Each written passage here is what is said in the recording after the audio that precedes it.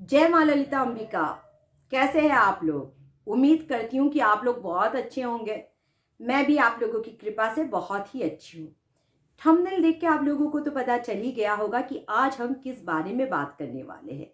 जी हाँ, आज हम माँ ललिता अंबिका और भगवान श्री कृष्ण के बीच में क्या संबंध है, इस बारे में बात करने वाले हैं। एक मैं अपनी ही जीवन की एक स्टोरी आपको सुनाना चाहती हूँ, जिसके बाद से मुझे ये प्रश्न उठा कि माँ ललिता अंबिका और भगवान श्री कृष्ण के बीच में क्या संबंध है। जब मैं ललिता अंबिका की भक्ति में आई, मैं दिन रात माता की जो है पूजा करती थी, अर्चना करती थी, उनकी स्तुतियाँ पढ़ती थी, मंत्र जप करती थी, मेडिटेशन करती थी, विजुलाइज करती थी। मतलब मेरी जिंदगी में बस यही था, ललिता अंबिका ललिता अंबिका। सोते जागते तो ललिता अंबिका तो दर्शन हो ही जाते थे सपने में, लेकिन उसी बीच मुझे भगवान श्री कृष्ण भी स्वप्न में दिखे। अब एक दफा दिखा तो ठीक है, दूसरे दफा भी दिखा, तीसरे दफा भी दिखा, और इस तरीके से कई दफा जो है भगवान श्री कृष्ण मेरे सपने में आए। तो मुझे ऐसा लगा कि मैं तो दिन रात माता का मंत्र जप करती हूँ, तो भगवान श्री कृष्ण मुझे क्यों दर्शन दिए। हालांकि ये बात अलग है कि बचपन से ही जो है मैं भगवान श्री कृष्ण को बहुत प्यार करती हूँ, एक अलग लेवल का प्यार है। लेकिन अब हालांकि अब उस टाइम पे, मैं पर्टिकुलरली उस टाइम की बात बोल रही हूँ जब मैं ललिता अंबिका की ही नाम जप रही थी, तो भगवान श्री कृष्ण का एक बार आना, दो बार आना, तीन बार आना, कंटिन्यूसली भगवान श्री कृष्ण मेरे सपने में आ रहे हैं, तो कुछ ना कुछ तो रहस्य जरूर था ना। तो उसके बाद जो है मेरा जो है रिसर्च है शुरू हुआ। फिर मुझे पता चला जो ललिता अंबिका के भक्त है ना, उनको जाके माँ ललिता अंबिका भगवान श्री कृष्ण की जो सखी भाव है, गोपी भाव है, वो प्रदान करते हैं। और इसके लिए एक पद्म पुराण में एक बहुत खूबसूरत सी एक कथा है जो पाताल खंड के अंतर्गत आता है। वो कथा मैं आप लोगों को सुनाने जा रही हूँ। अर्जुन, आप लोग सब लोग जानते हैं अर्जुन को, भगवान श्री कृष्ण के मित्र थे। गीता का ज्ञान भी भगवान श्री कृष्ण ने अर्जुन को ही सबसे पहले दिया था, है ना। तो अर्जुन को एक बार बहुत इच्छा हुई कि वो भगवान श्री कृष्ण के दर्शन करे गोकुल वृंदावन में। लेकिन गोकुल वृंदावन में एंट्री नहीं मिलती जब तक आप भगवान श्री कृष्ण के उस गोपी भाव को प्राप्त नहीं कर लेते, तो कोई अलाउड नहीं है। भगवान श्री कृष्ण गोकुल वृंदावन में अपने राधा रानी और अपने प्यारे सखियों के साथ रहते हैं।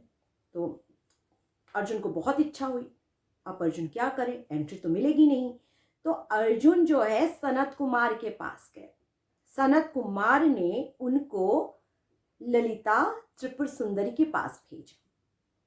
फिर ललिता त्रिपुर सुंदरी माँ ने अर्जुन को बाला मंत्र दिया। अब बाला मंत्र जो है, जो श्री विद्या के उपासक है उनको पता होगा कि बाला मंत्र क्या है। बाला मंत्र जो है त्रिपुर सुंदरी की मंत्र है। फिर जो है अर्जुन ने उस मंत्र को जप किया, त्रिपुर सुंदरी की पूजा किया, अर्चना किया। फिर जाकर त्रिपुर सुंदरी ने, ललिता अंबिका माँ ने अर्जुन को आशीर्वाद दिया, और उसी से अर्जुन को जो है गोपी भाव प्राप्त हुए। और फिर अर्जुन भगवान श्री कृष्ण का दर्शन कर पाए गोकुल वृंदावन में। क्योंकि गोकुल वृंदावन में जो है बिना गोपी भाव के आप भगवान श्री कृष्ण के दर्शन नहीं कर पाओगे। इवन नारद जी को भी गोपी भाव प्राप्त करना पड़ा जब वो गोकुल वृंदावन में जाना चाहते थे। हालांकि नारद जी भगवान कृष्ण के कितने बड़े भक्त थे, उनको भी प्राप्त करना पड़ा गोपी भाव। नारद जी जो है वो भी श्री संप्रदाय के ही थे, माँ त्रिपुर सुंदरी के ही भक्त थे। इवन हमारे जो शिव जी है ना, उनको भी गोपी भाव प्राप्त करना पड़ा भगवान श्री कृष्ण के दर्शन के लिए गोकुल वृंदावन में। आज भी शिव जी वृंदावन में रहते हैं गोपेश्वर के नाम से। ये सारी कथाएं पद्म पुराण में लिखी हुई है और ये सारी बातें जो है भगवान श्री कृष्ण ने स्वयं कहा है उद्धव को कि अर्जुन को बहुत इच्छा हुई मुझसे मिलने के लिए, तो अर्जुन ने जो है गोपी भाव को प्राप्त किया, फिर मुझसे मिल पाया। अब दुख की बात यह है कि इतने सारी सिमिलरिटीज, इतने सारे संबंध होने के बावजूद भी जो है, जो ललिता अंबिका के भक्त है वो कहते हैं कि हम तो श्री कृष्ण की पूजा नहीं करेंगे, और जो श्री कृष्ण के भक्त है वो कहते हैं कि हम तो ललिता अंबिका की पूजा नहीं करेंगे, हमको क्या लेना देना ललिता अंबिका से।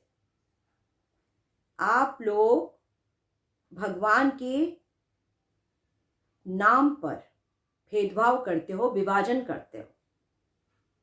गीता में भगवान श्री कृष्ण ने ये कहा है कि हमें भेदभाव नहीं करना चाहिए। इस तरह से आप लड़ोगे, भेदभाव करोगे भगवानों के बीच में, तो ना आपको भगवान श्री कृष्ण मिलेंगे, ना शिव जी, ना ललिता अंबिका मिलेगी। इसलिए हमें भेदभाव नहीं करना चाहिए। और जो ललिता अंबिका, जो त्रिपुर सुंदरी का मंत्र है ऐम क्लीम सौ, जो श्री विद्या के साधक हैं उनको पता है ऐम क्लीम सौ क्या है। ऐम मतलब सरस्वती की बीज मंत्र, क्लीम मतलब कृष्ण का बीज मंत्र, क्लीम काली का भी बीज मंत्र होता है। तो कृष्ण काली कोई अंतर नहीं। हमें पता है ना ये बात कि ललिता अंबिका कामेश्वर भैरव की पत्नी है, मतलब हमारी शिव जी की पत्नी है।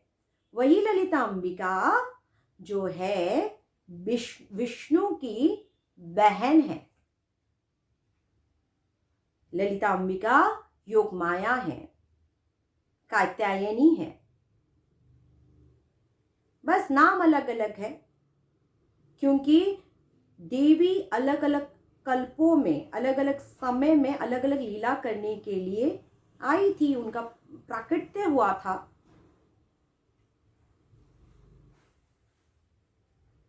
भगवान श्री कृष्ण जब अवतरित होने के पहले योग माया अवतरित हुई थी भगवान श्री कृष्ण की बहन के रूप में। तो भगवान श्री कृष्ण ने उनसे कहा कि तुम 8 अलग अलग जगह पे जाके रहो जहाँ तुम मेरे भक्तों को आशीर्वाद दे सको। मेरे भक्त तुम्हें पुकारेगी तो तुम मेरे भक्तों की रक्षा करना। इसीलिए माँ ललिता अंबिका भगवान श्री कृष्ण के भक्तों को हमेशा प्रोटेक्ट करती है, रक्षा करती है। हम सबको पता है कि ललिता अंबिका जो है भोग और मोक्ष दोनों ही देती है। ललिता अंबिका पहले तो इतना भोग देगी, इतना भोग देगी कि आप संभाल ही नहीं पाओगे उस भोग को, बोर हो जाओगे आप भोग कर करके। फिर जो है ललिता अंबिका माता आपको गोपी भाव प्रदान करेगी, भगवान श्री कृष्ण की भक्ति को प्रदान करेगी ताकि आपको मोक्ष मिल सके। यही है भगवान श्री कृष्ण और भगवती ललिता अंबिका की बीच में संबंध। मैं आपसे फिर मिलूंगी एक नई विषय को लेके, तब तक के लिए जय मां ललिता अंबिका।